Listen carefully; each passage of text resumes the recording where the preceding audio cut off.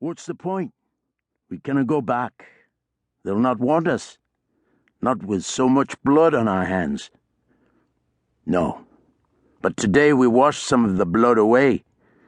Warlord lifted his hand and looked at it. Bloodstains last forever. How do you know that? My father made that quite clear.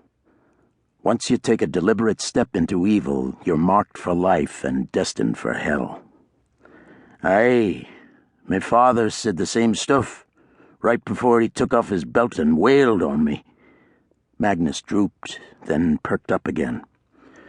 Today those Buddhist monks were grateful, though. They showered us with blessings. That's gotta help. Isn't that why you freed them? No. I freed them because I hate bullies, and those Chinese soldiers are assholes who think it's funny to use holy men for target practice. Warlord's voice vibrated with rage. You do have a thing about that. But this time, we got paid more than blessings.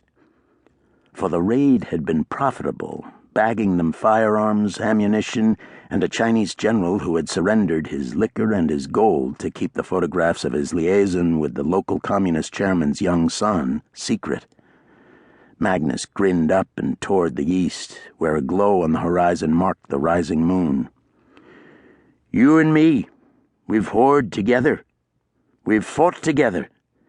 And I still dunna understand how ye always seem to know where the money is hidden, and the liquor is stored, and the scandals are richest. It's a gift. Magnus shook his finger at him. Dunna distract me with your blather. How did ye come to be such a creature? The same way you did. I killed a man, ran away, and ended up here.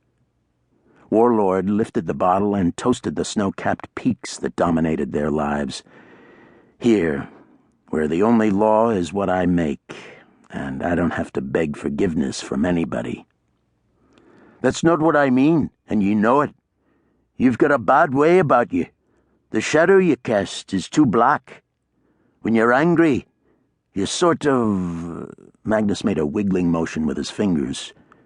Shimmer around the edges. You have a way of appearing out of nowhere, without a sound.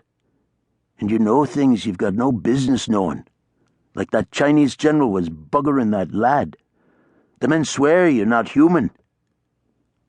Why would they say that?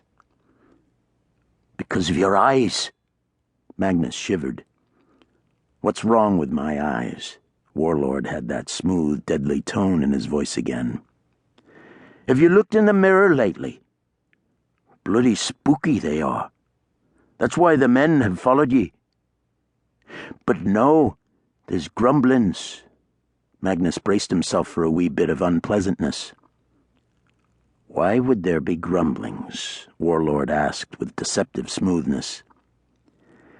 The men say you're not paying attention to business, that you're distracted by your woman. By my woman. Warlord's obsidian eyes gleamed in the dark. Did you think no one would notice that you disappear nights? They see you go, and they gossip.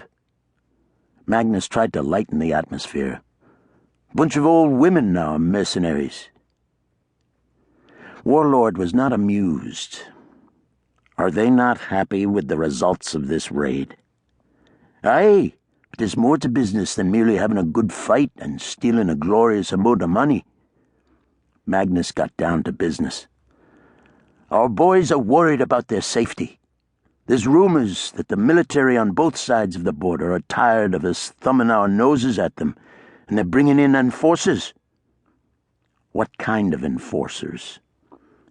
Can't I get that answered exactly? They're being bloody secretive, they are. But they're equal parts gleeful and, well... Warlord leaned forward. Gleeful and... I'd say they're scared, too. Like maybe they got started something they can't stop. I'll be frank with you, Warlord. I don't like any of this. We need you to stop fucking the girl and find out what's going on. There. Magnus had passed on the message, and Warlord hadn't ripped his head off. Yet.